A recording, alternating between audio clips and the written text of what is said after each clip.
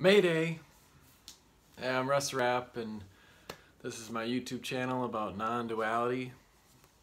It is May 1st, 2020, early evening here, and this is going to be my last non-duality sessions video. I've been making a video like this every day for the last, month or so.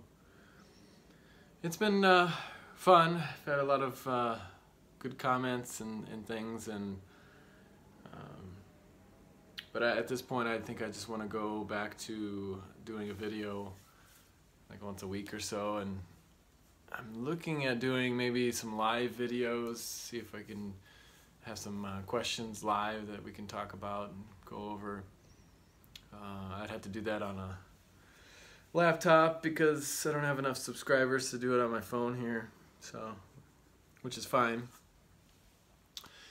So it's been a great journey here as we're going through this whole coronavirus situation, still kind of moving through it, but that's where we're at right now. And so today I wanted to pull back the screen a little bit on these videos that I make.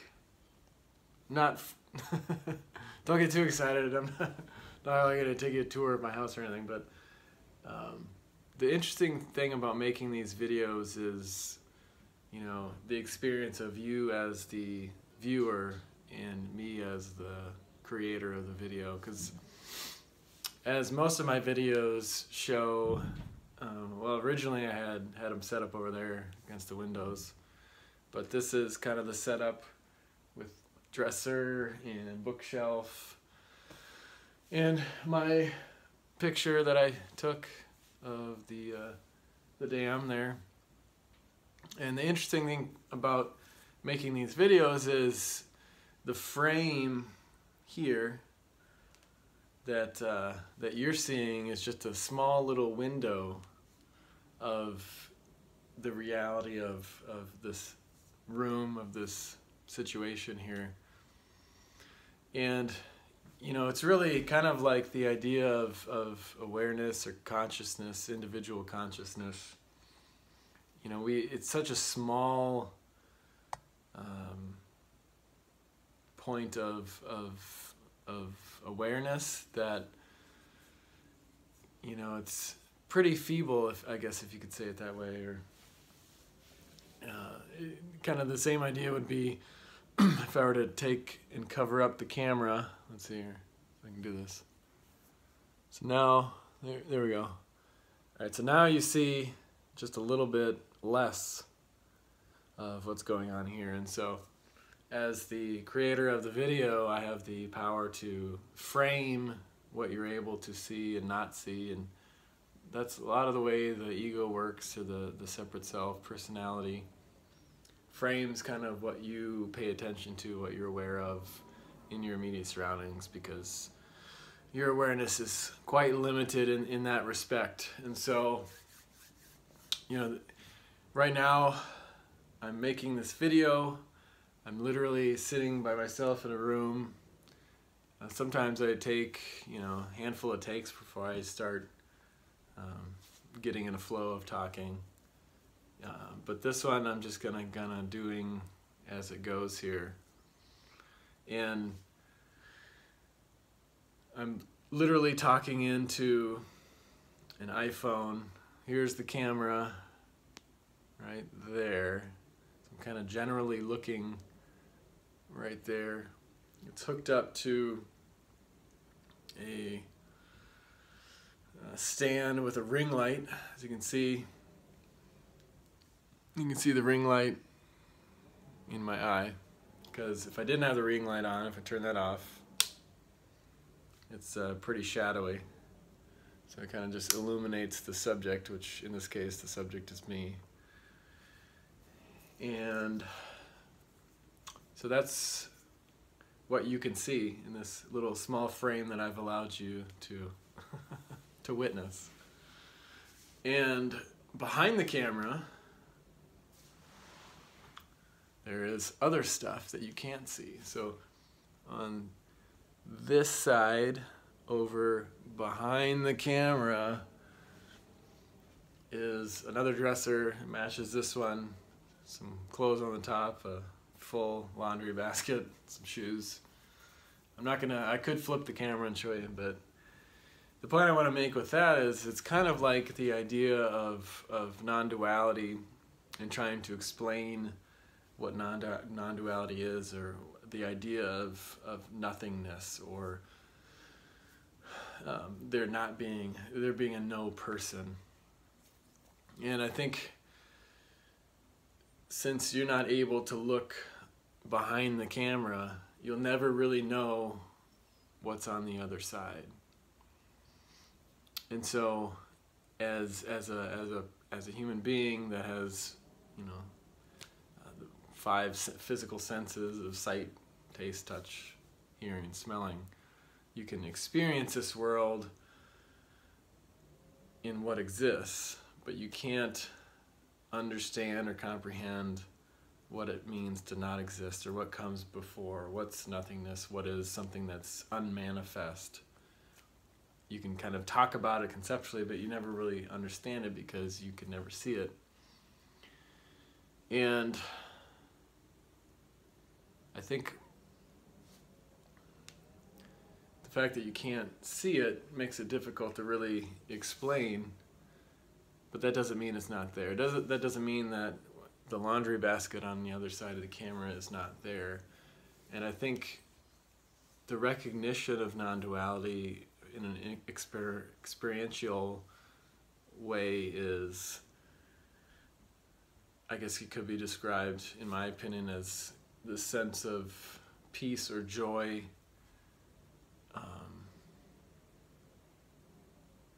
when the person drops away, if you will,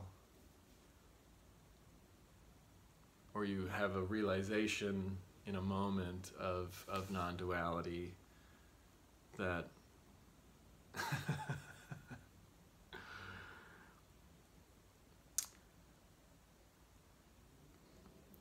everything is you.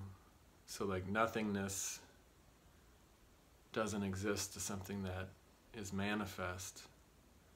But when you see yourself in all things, that's what brings a sense of peace and a sense of joy, because there's no fear when everything is you. And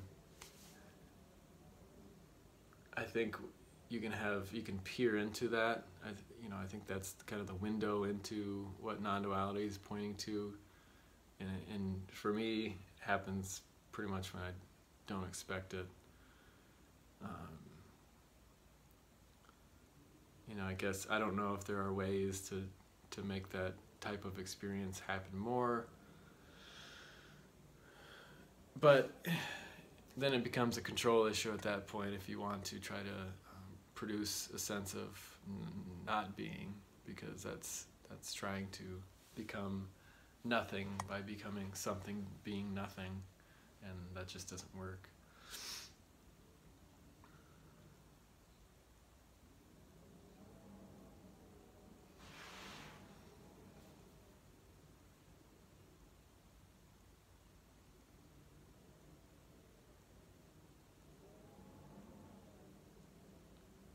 I can hear wind whistling against the window there.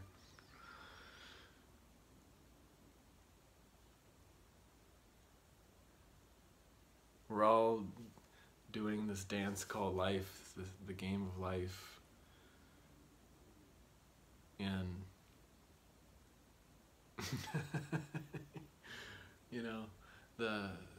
I wish I could be more eloquent about that at this moment, but the words aren't coming out. And does that change anything in this moment? Does this make it any less connected with what is? No. And so another way you can, so the beginning of this talk, this idea that I had was probably last night when I was going to bed. And I thought about it a little bit throughout the day.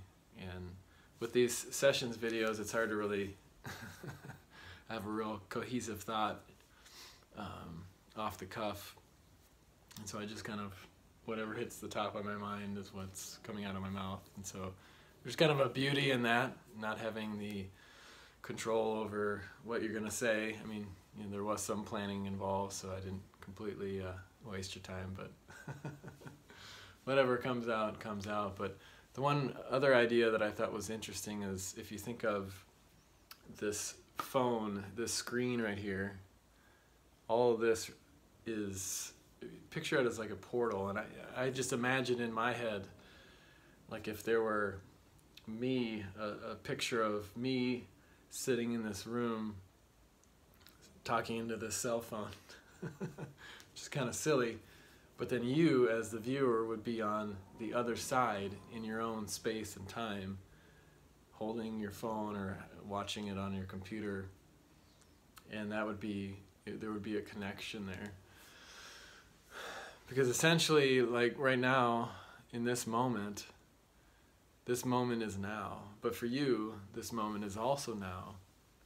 But it's in a completely different space, a completely different time. And so it's almost like a window, a portal into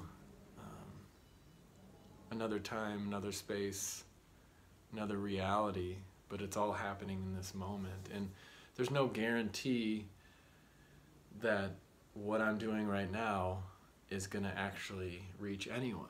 Because you know, you may not have listened so far because we're already at 12 minutes and you probably, you know, maybe you haven't, well, if you're here, you're obviously here, you didn't get bored enough, or maybe you skipped forward and now you're listening to this part.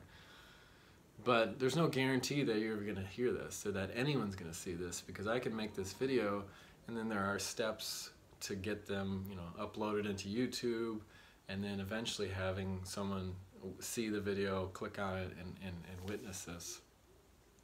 And so really there's some, I guess, faith involved with any sort of decision that you make, because the side of what bumps up against the now, this current moment, what is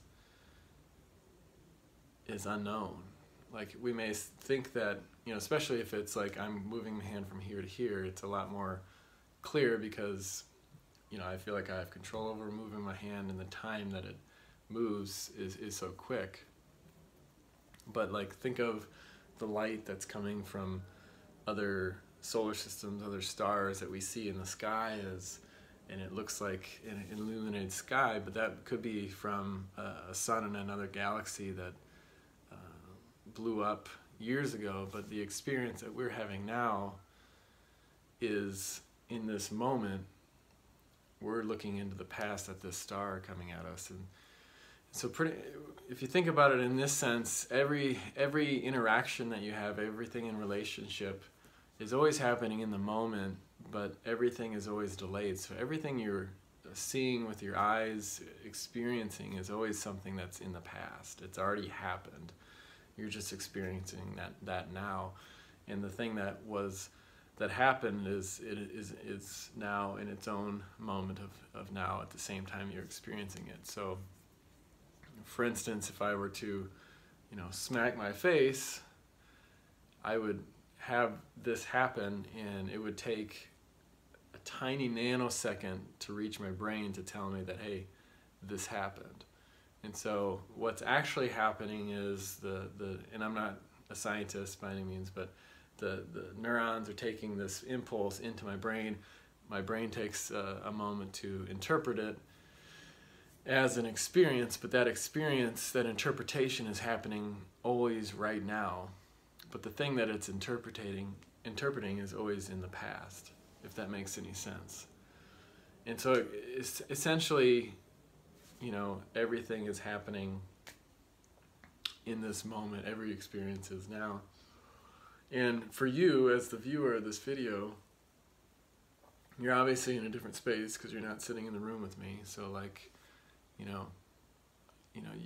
I can't see you on the other side, but you can see, you know, on the other side of the mirror, you can see me sitting here talking to the camera. I'm not actually talking to you, I'm talking to a camera, but you think I'm talking to you in this moment, which is exactly the point, because you're creating meaning about this dialogue, if you will. But for me, the experience is looking at myself here in the screen and talking to a camera.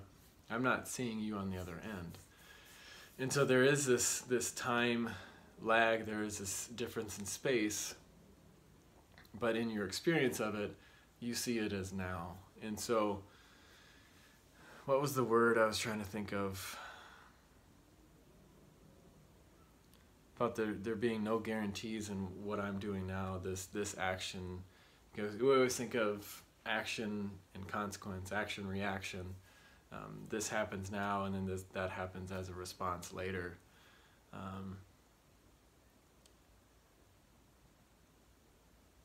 But for me, it's kind of, I guess the idea is, I'm blanking out on the word. Potentiality. There you go. So there's a potentiality being created in this moment by me taking the time on a Friday evening to sit here and talk to a camera by myself, and for you to hear this. And so there's a potentiality in a response to what I'm doing. But there's no guarantee in this action that you're going to actually be sitting there, other than the fact that right now you're listening to my voice. Because if you weren't, then none of this would matter. Do you see what I'm saying?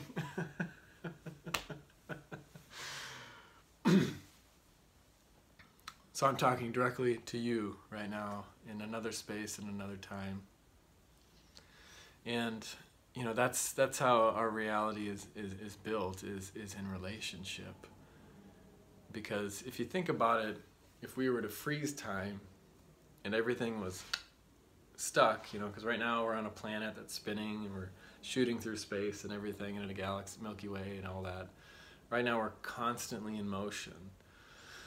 And the thought process that I am a separate self is a process that's always verbing, that's always reinforcing itself, it's always flowing, it's always moving. So this animation of who I am as a human being, if everything stopped and time was frozen, you've seen those movies where, you know, people stop time, but if time was actually stopped, all meaning would be lost, because even if I was here and my the dresser is over here, there would be space, but there would be no way for my mind to process the difference between me and this other thing, because nothing would be moving. And so the relationship between two things they're both moving in relationship to one another, or they exist in a different space. So when you freeze time, they still may exist in a space conceptually, but since nothing happens, nothing is moving, there is no idea of subject and object. There just is everything. And so that's kind of how infinity works, if you want to call it that, because this moment is always, you know, there always seems to be movement, there's always things happening, we're constant state of animation. But in a space context, it's the identity of me versus something else. So, you know, if time were frozen, the space would be an issue. If space were, if everything was all the same, if we were all one in a sense, like me and the dresser were all the same energy, if you want to put it in those terms, then space wouldn't be an issue, because it's space separating itself. And so then if you have the identity of everything being you, essentially the idea of time and space also falls away.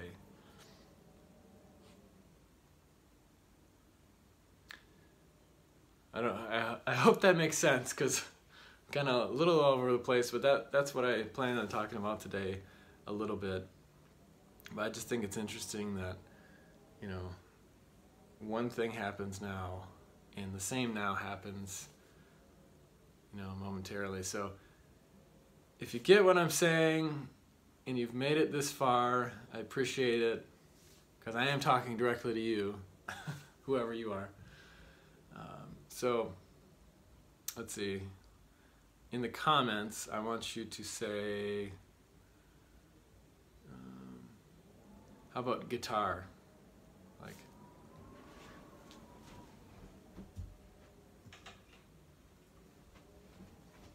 Like a guitar.